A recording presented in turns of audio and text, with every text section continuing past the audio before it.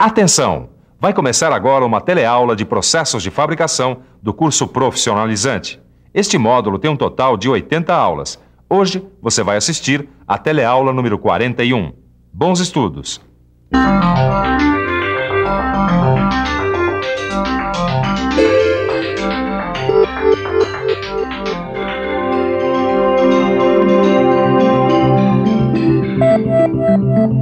Como vocês podem ver, as peças apresentam formas variadas e isso poderia dificultar o processo de usinagem. Só que com a máquina fresadora, suas ferramentas e dispositivos especiais, é possível usinar praticamente qualquer peça e superfície de todos os tipos e formatos. Isso é o que você vai ver na teleaula de hoje. Na teleaula de hoje você vai ver o que é fresagem, vai conhecer as máquinas fresadoras e aprender a escolher a melhor fresa para cada operação. A partir desta teleaula, você vai conhecer as diversas operações de fresagem que podem ser executadas com a máquina fresadora. Então fique atento, porque a teleaula de hoje está começando.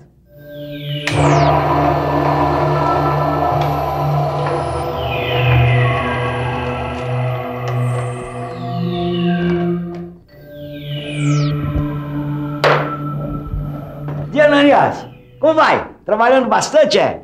Eu tava aqui examinando esse rasgo de chaveta que eu fiz na fresadora. Ah, então não desliga a máquina não, porque ó, eu tenho uma encomenda de alguns eixos sextavados como esse aqui, ó. Quer dizer, eu acho que eixo sextavado se faz através da fresagem, não é? É isso mesmo, você tá certo, viu? A fresagem é um processo de usinagem mecânica que a gente faz na fresadora e com ferramentas chamadas fresas. Com a fresagem a gente consegue tirar o excesso de material da superfície de uma peça como essa para que ela fique com a dimensão e forma que a gente quiser.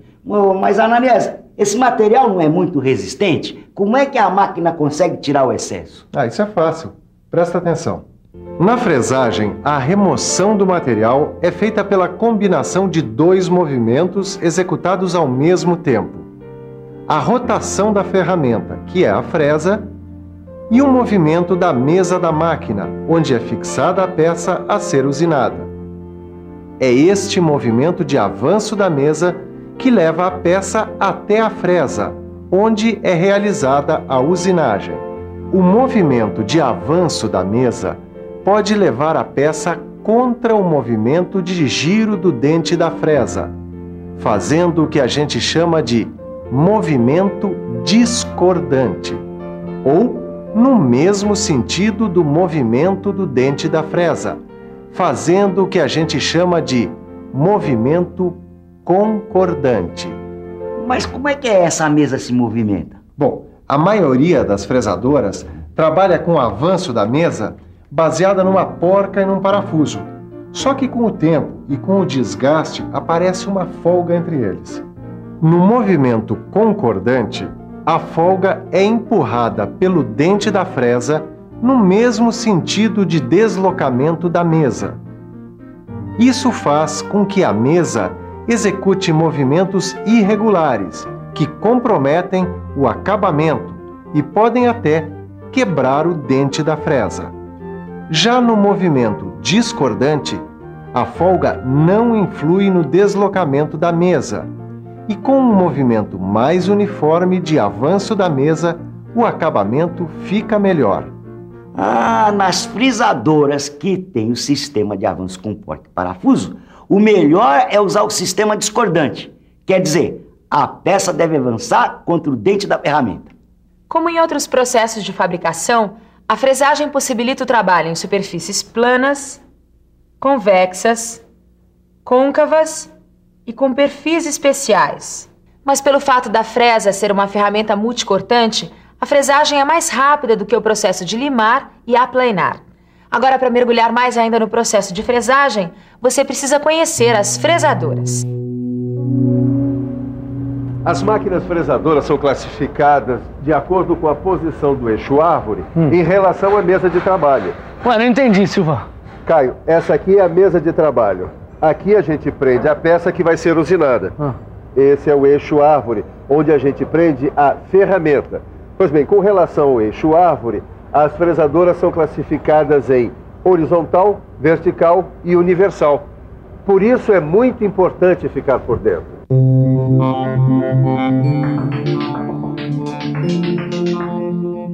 A fresadora é horizontal quando o seu eixo árvore é paralelo à mesa da máquina.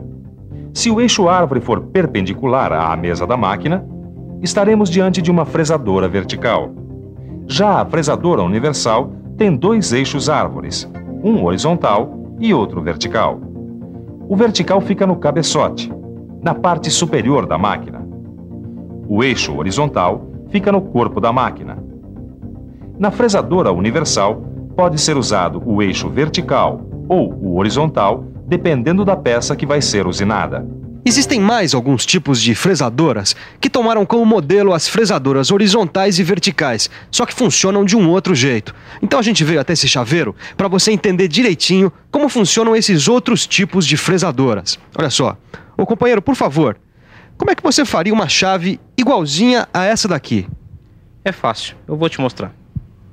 Então, aquela maquininha de copiar chaves ali, ela funciona do mesmo modo que uma fresadora copiadora. A fresadora copiadora trabalha com uma mesa e dois cabeçotes, o apalpador e o de usinagem. A fresadora copiadora tem a finalidade de usinar copiando um determinado modelo. Já essa outra, a fresadora pantográfica, também tem a finalidade de copiar, mas é coordenada manualmente por um operador. A habilidade do operador e as dimensões das ferramentas permitem que sejam trabalhados pequenos detalhes, como canais e pequenos raios. Os modelos das fresadoras pantográficas podem ser feitos em material metálico, como o aço e o alumínio, ou também em resina. Os modelos de aço são recomendados para um número elevado de cópias. Se forem produzidas só 2 ou 3 peças, a resina é o material indicado. Além da fresadora copiadora e da pantográfica, existem também a fresadora CNC e as geradoras de engrenagem. Mas esse é assunto para as próximas teleaulas, né? Por enquanto vamos falar mais um pouco sobre fresagem, conhecendo as fresas. A fresa é dotada de facas ou dentes multicortantes. Quando esses dentes não estão cortando, eles estão se refrigerando, e isso impede o desgaste prematuro da fresa. Ah, disso eu entendo. Quanto maior o desgaste, menor a vida útil da ferramenta. Agora, como é que a gente fica sabendo qual é a fresa que deve usar? Bom, uma das coisas que a gente deve considerar é a resistência do material que vai ser usinado. E para escolher a ferramenta adequada, você deve saber que os dentes da fresa formam ângulos. E esses ângulos formam a cunha de corte. São ângulos da cunha de corte, o ângulo de saída gama, o ângulo de cunha beta e o ângulo de folga alfa. A gente classifica a fresa em tipos W, N e H. Se você observar bem, no seu livro de estudos, vai ver que a soma dos ângulos alfa, beta e gama é sempre igual a 90 graus. E vai perceber que a abertura dos ângulos sofre variações, mas o valor do ângulo de cunha é sempre crescente. Muito bem, Caio. Acho que agora já dá então para você saber que fresa a gente deve usar a cada situação. Bom, depende do material que vai ser usinado. Vamos pensar um pouco?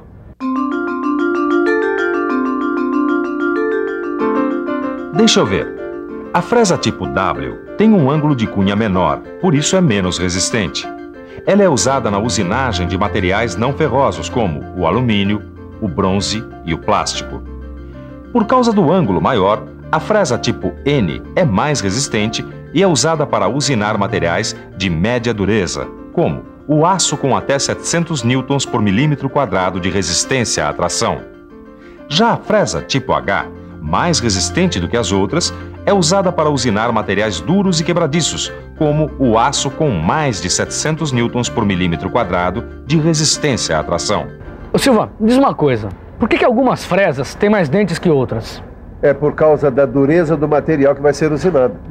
Se você for fresar uma peça de aço que é mais duro do que outros materiais, menor volume de material vai ser cortado por dente. Logo, cavacos menores serão produzidos e menos espaço para a saída do material será necessário. A gente tem que se preocupar também com a aplicação que vai dar a fresa. Como assim? Bom, a gente escolhe a fresa de acordo com o tipo de usinagem que a gente pretende fazer no material. Nos eixos com sextavado que você vai fazer para mim, qual é a fresa que você vai usar? Bom, para os seus eixos com sextavados, eu vou usar essa fresa aqui, uma fresa plana. As fresas planas são usadas para abrir canais, usinar superfícies planas e muitas outras operações. Bom, Silva, eu não vejo a hora de conhecer os outros tipos de fresa. Muito bem, então vamos começar vendo as fresas de perfil constante. As fresas de perfil constante são usadas para abrir rasgos, usinar superfícies côncavas e convexas e gerar dentes de engrenagens. Existem também as fresas angulares. As fresas angulares são usadas para usinar perfis em ângulos, como rasgos prismáticos e encaixes rabo de andorinha. Tem ainda as fresas para rasgos que, como o nome diz, são usadas para fazer rasgos de chavetas, ranhuras retas ou perfil T, como as das mesas de fresadoras e de furadeiras. E não podemos esquecer das fresas de dentes postiços e das fresas para desbaste. As fresas de dentes postiços são chamadas de cabeçote de fresamento. Os dentes são pastilhas de metal duro. As pastilhas têm a vantagem de serem substituídas quando desgastadas. As fresas para desbaste são usadas para o desbaste de grande quantidade de material. Os dentes seccionados desse tipo de fresa facilitam a usinagem. Quantas fresas, hein, Silva? Olha, eu acho que eu não vou conseguir lembrar de tudo isso aí não, viu? Calma, rapaz. É para isso que existe a revisão. E atenção, se liga aí que é a hora da revisão. Na teleaula de hoje, você conheceu a fresagem. Conheceu alguns tipos de fresadoras, como a fresadora universal.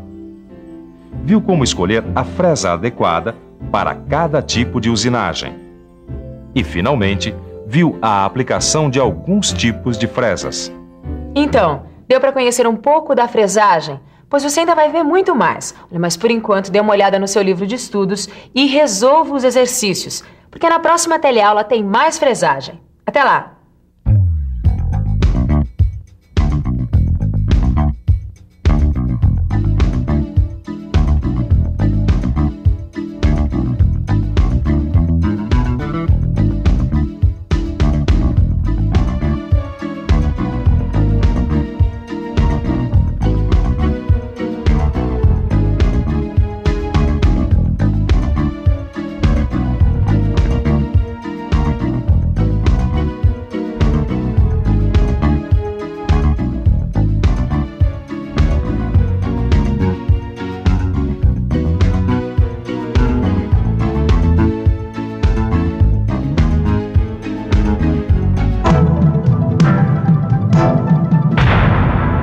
Telecurso 2000, um programa de educação do Sistema Fiesp e da Fundação Roberto Marinho.